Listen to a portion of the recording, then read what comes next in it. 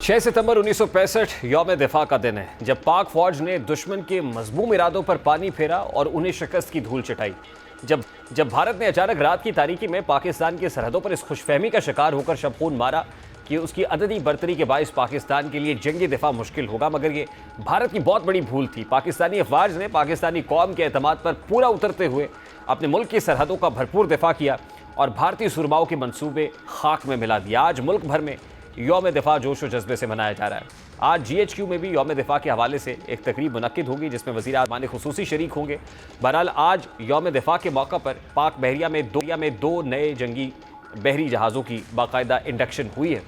PNS Babar और PNS हुनैन की induction तकरीब में सदर आसिफ अली जरदारी ने बतौर मेहमान खुसूसी शिरकत की। PNS बाबर और PNS हुनैन की बैक वक्त पाक बहरिया में शमूलियत हुई है और तुर्की में तैयार किया जाने वाला पहला बाबर क्लास जहाज़ PNS बाबर बाज़ाब्ता तौर पर पाक बहरिया का हिस्सा बन चुका है। रोमानिया में तैयार किया गया तीसरा ऑफशोर पेट्रोल वेसल PNS हुनैन भी पाक बहरिया में शामिल किया गया और PNS बाबर की तामीर का आगाज़ 4 जून 2020 को हुआ था। PNS बाबर 15 अगस्त 2021 को लॉन्च किया गया, जबकि कमिशनिंग 23 सितंबर 2023 को हुई। वर्टिकल लॉन्चिंग सिस्टम से लैस बाबर क्लास के 4 जहाज़ पाक बहरिया में शामिल किए गए हैं। पाक तुर्क मुआहदे के तहत 2 जहाज़ इस्तांबुल और 2 कराची में तैयार किए जा रहे हैं। बाबर क्लास के 3 दीगर जहाज़ PNS बदर, तारिक और खैबर इस वक्त तैयारी के मुख्तलिफ मराहिल में हैं। बाबर क्लास जहाज़ बैक वक्त सतह आब, ज़ेर आब और फ़ज़ा में जंग लड़ने की सलाहियत रखता है।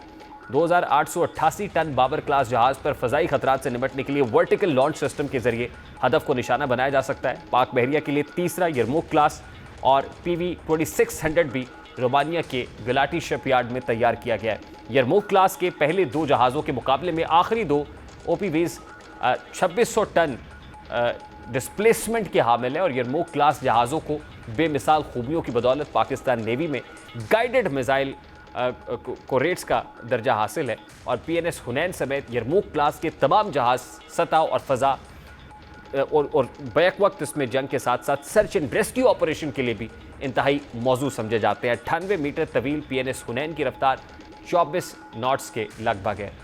वर्टिकल लॉन्चिंग सिस्टम की मदद से PNS हुनैन सतह से फ़ज़ा में हदफ को निशाना बनाने वाले मिसाइल दाग सकता है। ये एक बहुत खुशनुमा इजाफा है और बहुत इंटरेस्टिंग इंडक्शन है पाक बहरिया के इस फ्लीट के अंदर, जिसमें ये 2 स्टेट ऑफ द आर्ट जंगी बहरी जहाज़ पाक बहरिया के फ्लीट में शामिल कर लिए गए हैं। और पाक बहरिया से ताल्लुक़ रखने वाले 2 जो ऑफिसर्स हैं इस वक्त हमारे साथ मौजूद हैं, असद यासीन साहब और लेफ्टिनेंट कमांडर कुरतुल ऐन साहिबा।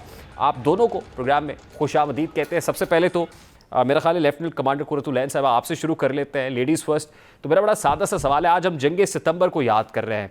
1965 में क्या ख़वातीन किस तरह से इंक्लूजन थी पाक बहरिया में? अगर नहीं थी तो आज ये कितनी बड़ी तादाद में मौजूद हैं और आज की डायनामिक्स 1965 से कैसे मुख्तलिफ है? Thank you very much first of all for having me on your show. जंग सितंबर में जो 1965 में पाकिस्तान नेवी के अंदर फ़ीमेल्स का ऐसा उस टाइम तो रोल नहीं था। उसके बाद फ़ीमेल्स की इंडक्शन हुई in medical branches and then further in बाकी आपकी IT ब्रांच और एजुकेशन ब्रांच में, पर उस टाइम पर नहीं था। उसके बाद ये पूरा कल्चर प्रिवेल किया और फिर फीमेल ऑफिसर्स को हम लोगों ने जो है सर्विसेज के अंदर लेना शुरू किया।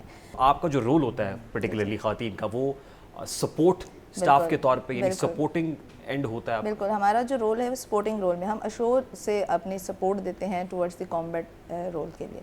मतलब लाइक IT ब्रांच से मेरा ताल्लुक़ है तो मेरा रोल है सपोर्ट रोल में। IT से रिलेटेड जितनी भी सर्विसेज हैं वो हम करते हैं, उस पर काम करते हैं।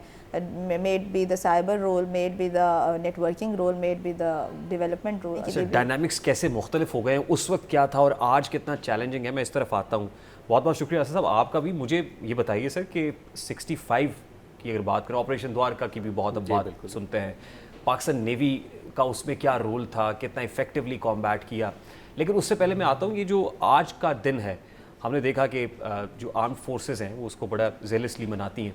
नेवी किस तरह से इसको सेलिब्रेट करती है? पाकिस्तान नेवी में क्या हो रहा होता है? बिस्मिल्लाहिर्रहमानिर्रहीम। First of all thank you Rihan for having me here. आज का दिन 6 सितंबर का दिन पाकिस्तान आर्म्ड फोर्सेस तीनों अफवाज के लिए बहुत अहमियत का हामिल है, क्योंकि आज का दिन हमें याद दिलाता है कि कैसे हमारे जो वेटरन्स हैं, हमारे आबा अजदाद हैं, उन्होंने ये जंग 1965 की लड़ी और दुश्मन जो कि तादाद में हमसे कई गुना ज़्यादा था, اس کو ایک پیچھے ہٹنے پہ مجبور کیا اور اپنے ملک کا، اپنی سرحدوں کا، بے شک وہ زمینی سرحدیں ہوں، فضائی ہوں یا بحری سرحدیں ہوں، ان کا بڑے اچھے طریقے سے دفاع کیا. سر آپریشن دوارکا کی بہت زیادہ بات ہم نے سنی ہے اور بہت سیلیبریٹڈ قسم کا آپریشن ہے پاکستان نیوی کے اندر.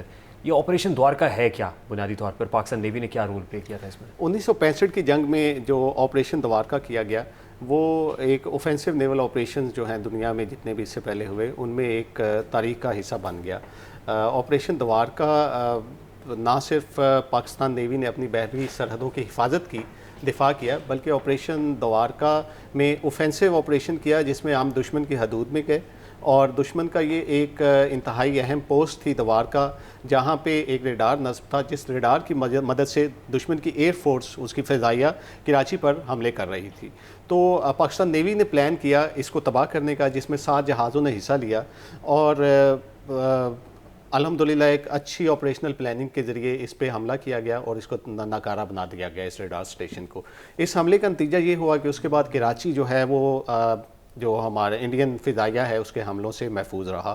تو اس لیے یہ آپریشن نہ صرف پاکستان نیوی بلکہ پورے ہماری تینوں مسلح افواج کے لیے ایک بہت اہمیت حاصل کر گیا. صاحب میری ٹائم سیکیورٹی چیلنجز جو خاص طور پہ کنٹمپریری میری ٹائم چیلنجز کیا ہیں؟ 1965 کی تو بات ہو گئی، آج تو آبویسلی 2024 ہے، تو آج کے کنٹمپریری چیلنج کیا ہے پاکستان نیوی کی ڈومین میں؟ آج کل اگر آپ دیکھتے ہیں کہ جو انڈین اوشن ہے وہ that has become the centre of the world, جو دنیا ہے وہ ساری اس کی نظریں اس پہ مرکوز ہیں، اور جو تمام دنیا کی جو ایڈوانس نیویز ہیں ان کی پریزنس ہے انڈین اوشن میں. تو اس ٹائم میں اپنی ریلیونس ریجن میں برقرار رکھنا اور اس ریلیونس کے ساتھ ساتھ اپنی جو بحری سرحدیں ہیں اور ہمارے جو انٹرسٹ ہیں ان کی حفاظت کرنا ہمارا سب سے بڑا جو ہے وہ جو ہماری ذمہ داری ہے، جو ہماری ڈیوٹی ہے. اگر آپ بحری حدود کی بات کریں تو ہمارا ایکسکلوزیو اکنامک زون ہے، اور اس کے بعد ہمارا کانٹیننٹل شیلف ہے جس کو 5th پروونس آف پاکستان بھی کہا جاتا ہے. تو الحمدللہ یہ پورا جو ایریا ہے وہ جو آئل ہو گیا، باقی جو ہماری معدنیات ہے، فش ہے، جو نیچرل ریسورسز ہیں اس سے مالا مال ہے. تو آج کل ہمارے یہ چیلنجز میں یہ ایک مین حصہ ہے کہ ہم نے اس کی حفاظت کرنی ہے. میں آتا ہوں سر آپ کی طرف. میڈم آپ کی موجودگی سے you are an inspiration for many, خاص طور پہ جو خواتین دیکھ رہی ہیں، جو لڑکیاں دیکھ رہی ہیں اور جو فورسز کو جوائن کرنا چاہتی ہیں، وہ آپ کو دیکھ کے بہت ساری انسپریشن لے رہی ہوں گی. آپ نے کیا سوچا تھا پاکستان نیوی میں؟ آپ کیسے آ گئیں؟ آئی مین واز اٹ یور ڈریم؟ آپ کا اپنا فیصلہ تھا، ڈیسیژن تھا، کسی نے آپ سے کہا تھا، گھر والوں نے کہا تھا نہیں فورسز میں ہونی چاہیے؟ تو یہ کیسے ہوا، مطلب آپ کیسے آ گئیں اس میں؟ سروس جوائن کرنا نیوی، آرمی اور ایئر فورس، یہ میرا بہت عرصے سے، مطلب بہت آپ کہہ لیں سنس چائلڈہڈ کہہ لیں کہ میرا ایک ڈریم تھا to be a part of service. اس کو آگمنٹ کیا اس چیز نے کہ میرے فادر جو تھے وہ بھی ایکس ایئر فورس پرسنل تھے، وہ وہاں سے ریٹائرڈ ہوئے. تو ان کی ایک لائف کو دیکھتے رہنا، ان کا ایک یونیفارم، ان کا ایک ڈسپلن، ان کا جو ورکنگ انوائرمنٹ سارا دیکھ کے ایک وہ انسپریشن تھی میرے لیے. تو وہاں سے انسپریشن بڑھی اور یہ میرا اپنا ڈیسیژن تھا